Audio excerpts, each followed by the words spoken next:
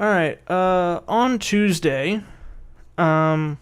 Am I getting my days mixed? Okay, here we go. I'm a little late to this, honestly, because of work. Wonderful. I mean, honestly, the in addition to a whole range of other issues, the Trump administration has horrible timing. Absolutely terrible timing. Because they decided to launch their attack on Syria a couple hours before I had to go back to work, so I had no time to do anything for the past couple days. So, here's my take on what's going on, the information I've been able to find so far with what's happening in Syria. So, let me give you a quick rundown of how things have been going down and what led to what. Then I'll kind of give some of my thoughts on the whole situation. Now, this all started on Tuesday. It would be Tuesday the 4th. April 4th, 2017, where there was an alleged gas attack on a town in Syria.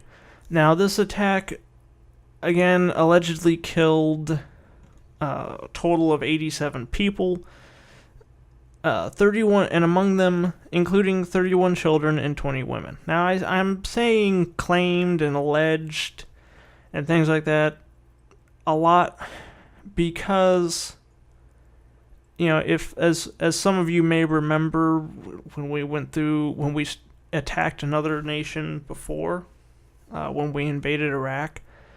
Oh, they had, anyone remember, does anyone by any chance remember weapons of mass destruction? I'm just saying. Centrifuges, aluminum tubes to be used for the enrichment of uranium, all that shit that turned out to be nothing. Yeah, same, for me it's the same thing. Honestly, it's like, I do not trust these people. This is what's going on. I mean, this shit happened on Tuesday. It hasn't even been a week. And, we're already committing forces to this. We're already making actions. And, no investigation, no trying to figure out what exactly happened. Just, attack them. This is ridiculous. This is an injustice. Little babies are dying. Anyway, so the attack happened on Tuesday. By Thursday night, the U.S. Navy decided to launch, on the orders of the Trump administration, decided to has launched between 50 to 60 Tomahawk cruise missiles at the airbase that they claim was responsible for launching the aircraft that carried out the gas attack. Now, there's some conflicting stories. Of course, U.S. says that it was Assad forces, like Syrian forces, that carried out the attack. The Russians say, who are Assad and the Russians, say that it was Syrian forces bombing a rebel ammunition dump or weapons facility that had the gas there, and that dispersed it. A lot of people are coming out saying that is false, that couldn't happen. Again, it's still he said, she said. Because, again, that's what U.S. is saying one thing, the other side is saying something else. I don't know if that story seems a little odd. It seems a little weird that that is what caused it. But, again, no evidence one way or the other, I feel, has truly been produced. At least none that I've been able to see. So, in response, the U.S. launched an attack. Which is not good because for a number of reasons. One, it's a direct military action against a sovereign nation. It's an act of war. And in addition to that, It's an act of war against a country that is like that with Russia. They're just like they're BFFs. All right. In fact, I believe the Russian military actually had a section of the airfield that was bombed, so reserved for Russian forces. Now, to my knowledge, nothing's been reported about any Russian military hardware or personnel being killed in this attack, but nonetheless, they are pissed. Pissed off enough that as of Saturday, the Russian Navy has actually sailed a cruise missile, a destroyer with cruise missiles, armed with cruise missiles, has set sail from Russia to Syria to sort of boost their presence in the area. What could go wrong? Let's see. This is an article from The Independent. A Russian warship armed with cruise missiles is heading to the Syrian coast in the wake of the first direct strike by the U.S. on Bashar al-Assad's regime. The Admiral Grigorovich has been deployed from the Black Sea to head for the port of Tartus, which houses a Russian naval base. The ship will operate in the region in accordance to the changing military situation, state media reported, adding that it carries cruise missiles, a missile defense system, artillery, anti-aircraft guns, torpedoes, and can dock a helicopter. The Admiral Grigorovich, which previously passed through the English Channel on its way to bomb Aleppo, is one of at least 6 Russian warships and 4 support vessels in the eastern Mediterranean. The area was the launch point for 59 cruise missiles launched from 2 American warships in the early hours of Friday morning, killing. This is UK. I'm guessing so. Friday. I guess I don't know. For us, it was Thursday night. I know, I was watching the friggin' news feed, so anyway. Killing at least 6 Syrian soldiers while destroying planes, ammunition stores, and buildings. Russia was among the countries that also used the base, but the U.S. warned Vladimir Putin's forces ahead of time, and none of the Kremlin's troops were killed. It's a weird way of putting that. The Kremlin's troops. We don't say like the White House. The White House's troops. Anyway, none of the Russian forces were injured so far that I've heard. Continuing on, Moscow condemned American bombardment of, I'm not even going to, Sharat Air Base as a violation of international law and pledged to strengthen the regime's air defenses against such aggression. To cover the most sensitive objects in Syria's infrastructure, a set of measures will be soon implemented to strengthen and improve the effectiveness of the air defense systems of the Syrian armed forces, the Russian Defense Ministry said. A spokesman for Putin said the strike had seriously damaged ties between Washington and Moscow, which swiftly suspended an agreement aiming to avoid conflict with U.S. forces. In addition to that, the Russian Prime Minister, said the strike had brought Moscow and Washington to the verge of a military clash, claiming that the action was good news for terrorists. Now let's break that down real quick here. Let's discuss that. First off, there are a number of things, sort of universal truths in the world, in my opinion. And 2 of them is, 1, don't antagonize Russia if you don't have to, and 2, never invade Russia in the wintertime. That doesn't really apply right now. I mean, it's spring, it's nice, weather's nice, but, wintertime is just wait. Anyway, as to the first one, while, like it or not, there's essentially, the 3 main, the big-time superpowers, or as close as you get in the world right now, are Russia, the U.S., and China. And I'll get to China, because believe it or not, they factor in this whole shitstorm too. And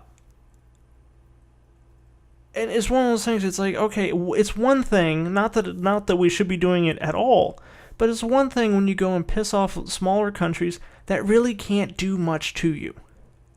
However, when you're going and fucking with nations that are absolutely a nuclear power, who do have reasonably well-equipped militaries and navies and air forces, that's a problem. That's something you don't want to do, because the best case scenario with pissing off Russia is that we may end up in another Cold War. And, where basically we spend billions of dollars into, pouring billions and billions of dollars, probably trillions of dollars, into military development, into planes and fighters and nuclear missiles and aircraft carriers and nuclear attack submarines and ballistic missile submarines and all this shit that we really don't need to be spending money on. And the only thing that comes out of it is either we outspend them again,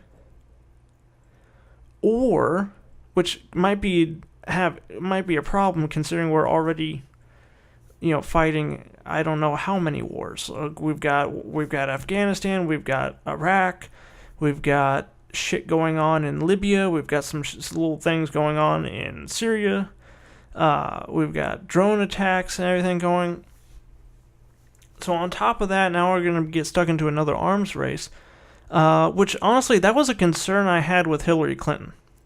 Because the way she was talking about Russia and Syria, the Syrian no-fly zone, and the way she was talking about Russia and how we should consider cyber attacks, cyber warfare as actual warfare.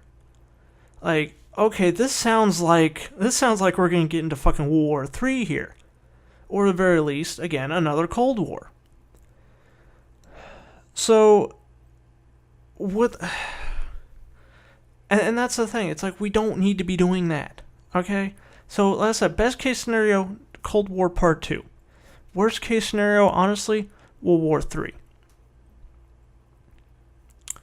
Because, let's face it, we're now in an even more tense situation with Russia. And on top of that, we have Donald Trump and the former CEO of Exxon in charge of cooling down the situation. Again, what could possibly go wrong? So that's the Russia side of it. In addition to that, this is where China comes in.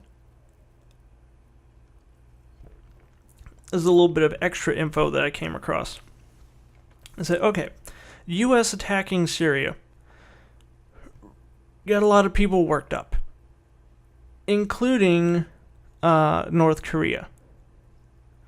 Alright, so Korean government, I think they launched another test missile, and they're continuing the saber rattling and being belligerent. Now they actually have a little more of a case about it, honestly. But anyway, that's going on. And now I come to find out that according to the Navy Times... Is it the Navy Times? Yeah, according to the Navy Times. Not only do we have Russia reinforcing their sort of boosting their forces in Syria in a potential standoff, kind of in essentially warning the U.S. not to try to invade or continue aggressions towards Syria. But in addition to that, we now have Korea getting particularly uppity, and in response to that, the U.S. Navy has actually sent the Carl Vinson Carrier Strike Group, containing the USS Carl Vinson Nimitz-class aircraft carrier, 2 destroyers, and a guided missile cruiser, to the waters off the Korean peninsula. Now, this is a major concern because China. See, China, I don't know if if China and North Korea are necessarily like BFFs or anything. However, China does have an interest in sort of keeping North Korea the way it is. So, in addition to that, you also have countries like South Korea, Taiwan, Japan, a lot of our allies, or at least we're on decent terms with, and China to a certain extent, that are well within range of attacks or potential missile launches from North Korea. Not to mention, North Korea more than likely has something like, I believe the number that's thrown around a lot is that they may have up to 1 million, a military that's up to 1 million strong. That's a lot. Now, granted, they're probably not armed very well, or don't have much in the way of armor or high-tech weaponry, but that's a lot of people to cut down. I'm just saying. You better bring a lot of fucking ammo to get through 1 million of them. So, either way you look at it, getting into some kind of an exchange with North Korea is bad. Because South Korea, particularly South Korea, our allies, are already like sort of danger close to North Korea. And then you have others in that area. And on top of that, you have China, which has been very not happy with the idea of America and South Korea trying to pull something as far as regime change with North Korea. So there is that potential that if America were to try some shit with North Korea, China would also attack. Again, another big country, pretty well-equipped military, also has nuclear weapons. What could possibly go wrong with pissing off China and Russia in the same fucking month? Oh, God help us. But see, that's the thing, too. It's just like,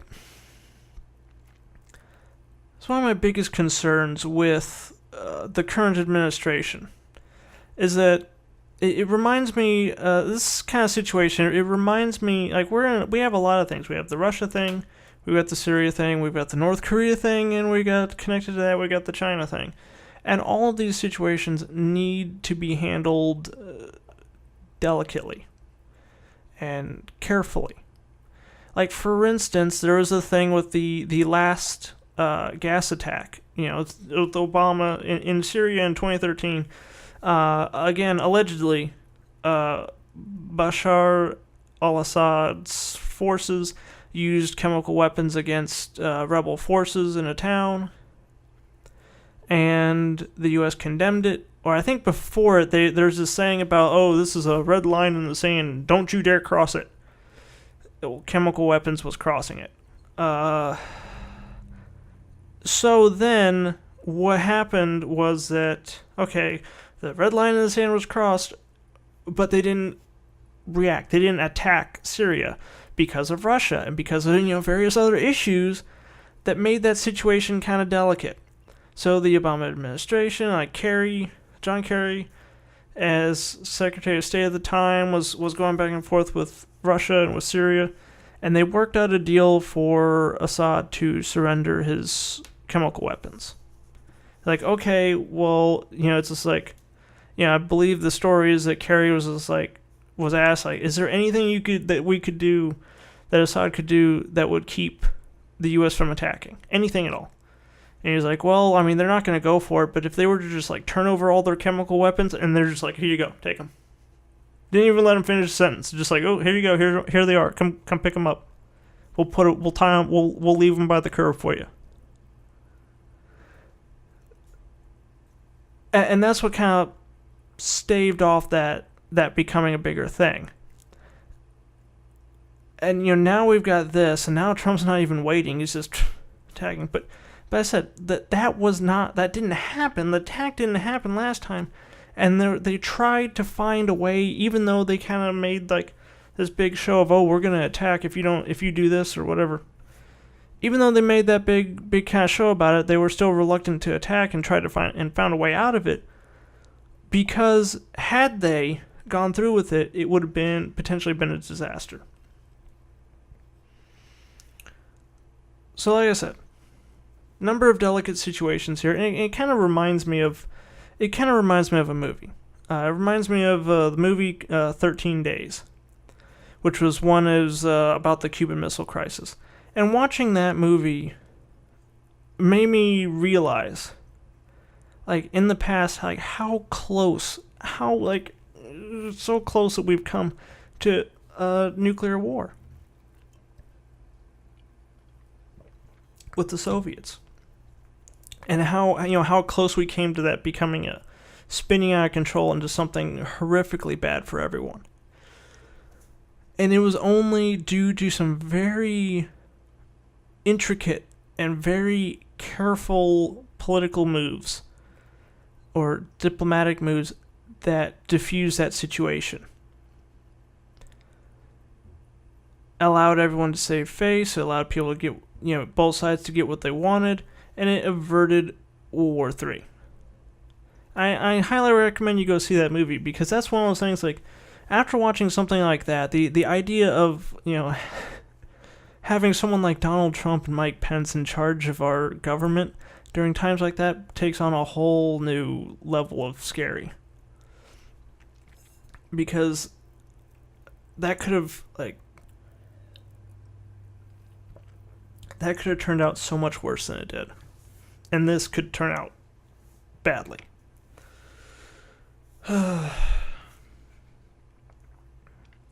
Alright, well, that's my general sort of, briefing on this whole mess. And I'm going to have to put the rest of my concerns in another segment, because this one's running really late. So, see you next time.